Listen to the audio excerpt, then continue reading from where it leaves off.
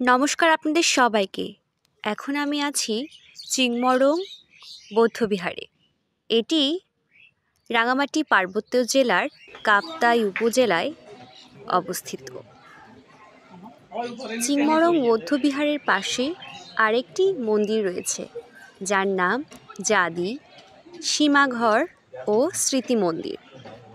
আমি এখন ওই মন্দিরে যাচ্ছি আর আপনাদেরকে পুরো মন্দিরটি ঘুরে দেখাবো এবং মন্দিরটি সম্পর্কে বিভিন্ন রকম তথ্য জানানোরও চেষ্টা করব। এই মন্দিরের সীমাঘরটি স্থাপন করা হয়েছে 1966 সালে।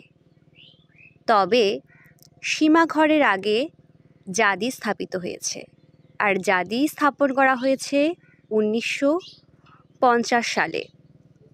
আমরা এখন যে মন্দিরগুলো দেখতে পাচ্ছি এগুলো সবগুলোই হলো স্মৃতি মন্দির, কিন্তু এখন যে মন্দিরটি দেখছি এটি হচ্ছে বৌদ্ধ মন্দির।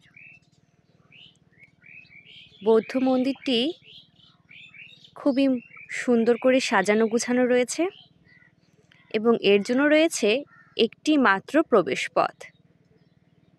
এছাড়া এই মন্দিরে প্রবেশের আগে রয়েছে দুটি বড় বড় সিংহের মূর্তি। এই জাদি সীমাঘর স্মৃতি মন্দিরে রয়েছে বিশাল বড় একটি বটগাছ। এছাড়া এই মন্দিরের পিছন দিকে আরও একটি মন্দির রয়েছে, যেখানে ভান্তে তার দেশনা প্রদান করে থাকেন। এই সেই সিংহাসন যেখানে বুদ্ধ বসে আছেন।